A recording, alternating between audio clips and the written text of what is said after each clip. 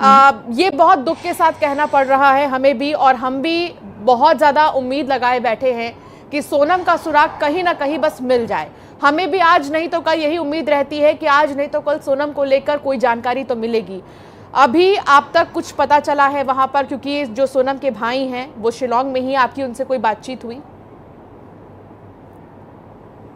अभी सुबह ही बातचीत हुई थी, वहाँ की पुलिस काम नहीं कर रही। हम उसी दिन से यही बोल रहे हैं, पुलिस काम नहीं कर रही, हमारी कोई सुनवाई नहीं है वहाँ पे।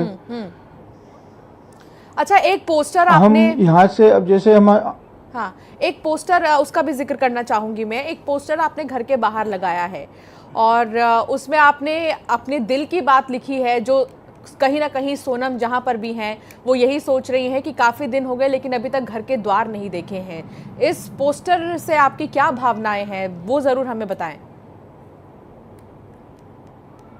माँ बाप की क्या इच्छा हो सकती है? बच्चे अगर एक दिन भी घर में नहीं दिखते हैं, बाप को नहीं दिखेंगे, माँ को नहीं दिखेंगे, तो वो 50 बार उनसे फोन लगा के पूछते हैं बेटा तुम कहाँ पे हो। आज बच्ची को 20 दिन जाए हो गए घर से, 20 तारीख से गई, आज कितनी 5 तारीख हो गई। आपकी बात सही है। और हम जो सोनम के जो ससुर है, हमने उन्हें भी सुना, उन्होंने कहा बेटा तो लौटा, तो इस तरह लौटा की उम्मीद नहीं थी, लेकिन बस बेटी हमें वापस चाहिए किसी भी तरह। ये प्यार आप ससुराल वालों की तरफ से जो सोनम को मिल रहा है, सोनम के कई ऑडियोज हमने सुने जो उन्होंने आखिरी वक्त पर अपनी सासू माँ से बातचीत की थी, क्या कहेंगे, क्या बात हुई थी आपकी आखिरी बार सोनम से? सोनम से उसकी माँ की बातचीत हुई थी, उस दिन उसका उपवास था, बेटा कुछ नाश्ता में फरियाल में कुछ ले लेना। हाँ। तो उसने बोला था मम्मी सिर्फ यहाँ केले मिलेंगे, केले वाला है, केले हम लेके अभी खाते हैं थोड़ी देर से, ध्यान है मेरे को उपवास का। इतनी बात हुई थी। इसके बाद में फिर उनकी कोई बात नहीं हुई। तो फिर उसकी माँ ने बोला बेटा कहीं चाय पी लेना। चाय तो एक आगे टापरी वाला था, तो कहना ठीक है, एक दिखाया चाय वाला, तो कहना चाय वहाँ पी लेंगे। इसके बाद में फिर उसकी माँ की भी कोई बात नहीं हुई और उसके सास की भी कोई बात नहीं हुई। दोनों की बात हुई थी थोड़े 2-2, 5-5 मिनट के से आगे पीछे। इसके बाद में फिर उनकी भी बात नहीं हो रही, इनकी भी बात नहीं हुई, किसी की बात नहीं हुई। आप हाथ में पोस्टर लिए बैठे हैं, सोनम की तस्वीर, क्या आप इसी तरह निहारते रहते हैं? ये समझिए काकी के दिन और रात, आज मैंने 3:30 बजे जरा सी झपकी आई और 6 बजे फिर मैं खड़ा हो गया, उठ के नहीं बैठा हो गया। तो बच्ची मेरे सीने से ही लग रही है और सीने से मैं कैसे हटा दूँ उसके लिए। बचपन से मैंने गोद में खिलाई उसको, कैसे मैंने बड़ी करी, कैसे पढ़ाई, कैसे उसको धंधे से लगाया। अब ये तो मेरी दुर्दशा मैं ही जानता हूँ, क्योंकि मैं एक अनपढ़ आदमी था, मजदूरी करी लोगों की, उनको यहाँ तक लेके आया और बच्ची और बच्चा मेरा दोनों हाथ से चले गए। तो यह वहाँ की सरकार की 100% गलती है। जैसे ये लोग बोलते हैं टूरिस्ट एरिया है हमारा, यहाँ पे आना चाहिए घूमने के लिए, टूरिस्ट बुलाते हैं ये लोग, मगर वहाँ की राज्य सरकार क्या सुरक्षा दे रही है टूरिस्टों को? वहाँ कोई पुलिस का जवान नहीं, उस एरिया में कोई पुलिस की गश्त नहीं, उस एरिया में कोई चौकीदार नहीं सरकार की तरफ से। जब उसमें इतनी गहरी खाई है सभी चीज़, तो वहाँ कोई बोट तो लगाना चाहिए ना, तो बोट भी नहीं। नगर निगम का कोई वहाँ पे अधिकार नहीं, नगर निगम तो तैयार रहती। अब जैसे अपने इंदौर के अंदर क्या बोलते हैं वो पाताल पानी है, तो पाताल पानी पे पुलिस सुरक्षा है ना, वहाँ पे बोट लगा हुआ है ना। तो मध्य प्रदेश में ये साधन है, तो वहाँ की जो मध्य प्रदेश के सीएम साहब जब प्रचार करते हैं तो वो उस चीज़ की सुरक्षा भी देते हैं, वहाँ सिक्योरिटी भी रहती है। और वहाँ सिक्योरिटी क्यों नहीं? तो ये प्रशासन की गलती है, वहाँ की सरकार की गलती है। और जो दराता जो नया खरीदा है वो किसने खरीदा? उसका सीसीटीवी कैमरा फुटेज आना चाहिए। जैसे होटल में फुटेज आया, एक जो लड़का बैठा है सोफे पे दाहिनी साइड में, बच्चे इधर काउंटर के साइड में घूम रहे हैं, वो देखिए आप, धुंधला धुंधला सा है। एक काली शर्ट वाला आदमी उनका पीछा कर रहा है, ये हम लोगों को दिख रहा है, वहाँ की पुलिस को नहीं दिख रहा। और फिर इसके बाद जो बच्चे बाहर निकलते हैं तो आज का जो फुटेज आया एक्टिवा का, जैसे वो रेनकोट सोनम पहने हैं और राजा का रेनकोट डिग्गी के अंदर है, और मोबाइल भी डिग्गी में है 3। एक मोबाइल इनके पास है और 3 मोबाइल डिग्गी में। और वो एक्टिवा पुलिस ने बिगर पंचनामा की वो गाड़ी वाले को सौंप दी। हाँ। उसका पंचनामा तो करना चाहिए थी ना पुलिस को जी।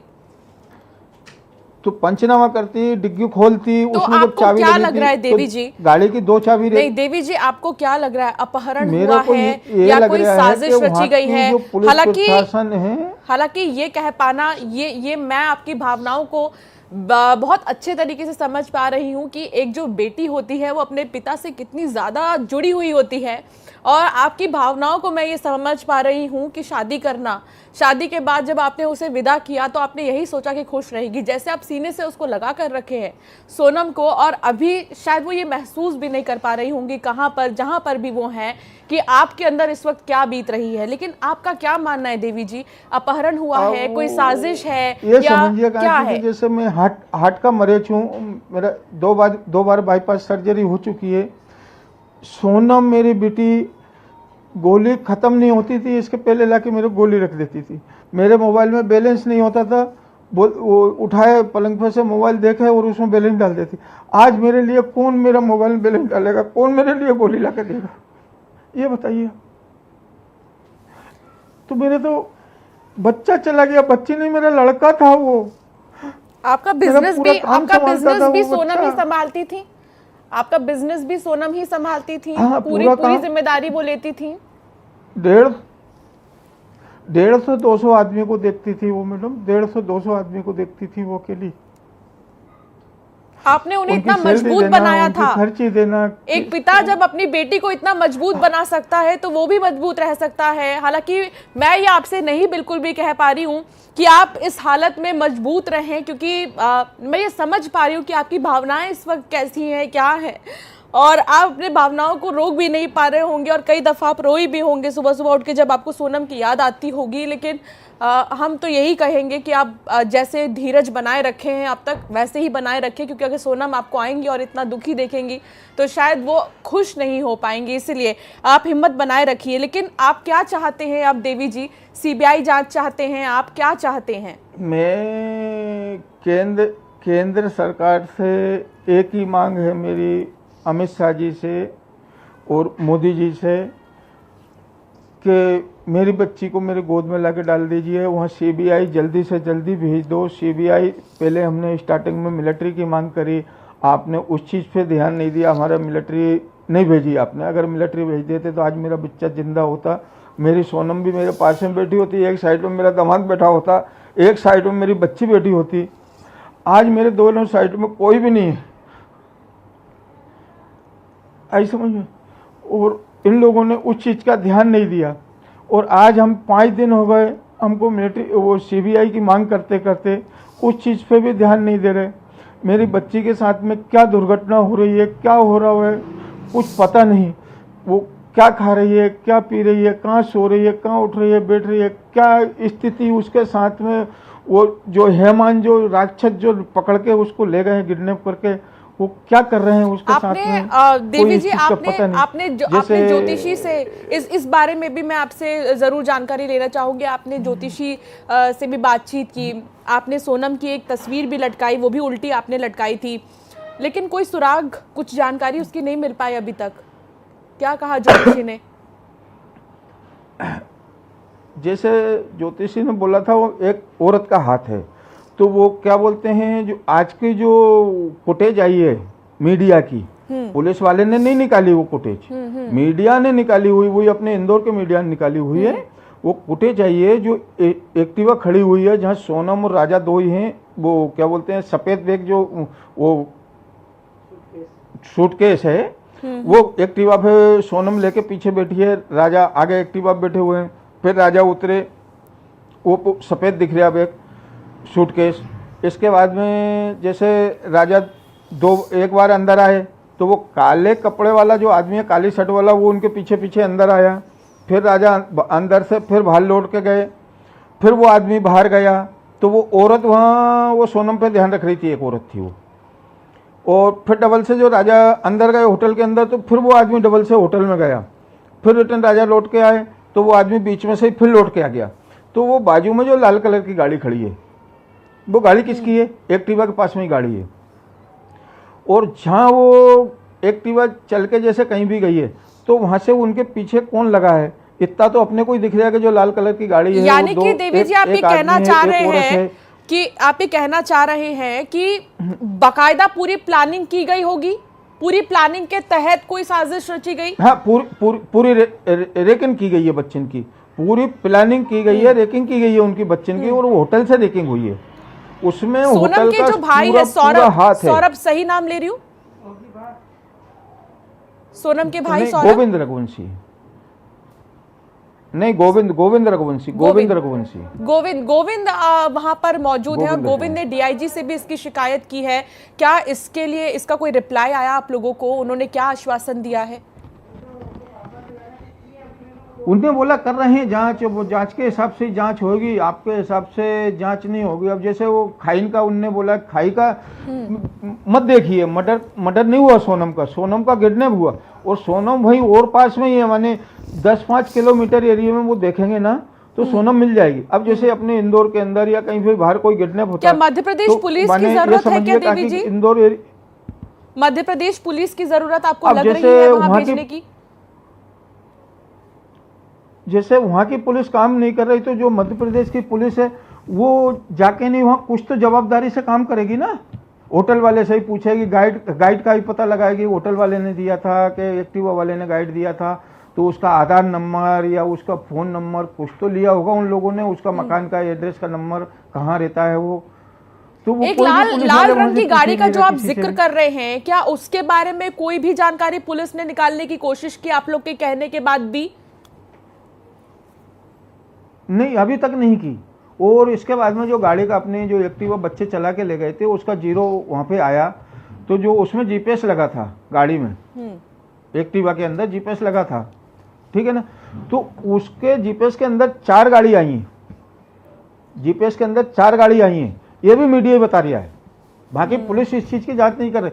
जीपीएस जब गाड़ी में लगा हुआ है तो वो गाड़ी किस कलर की बच्चन के गन्ने मन्ना खड़ी हो गई थी, एक जैसे पीछे खड़ी है, एक जिस साइड में, एक इस साइड में, एक आगे का खड़ी हुई है।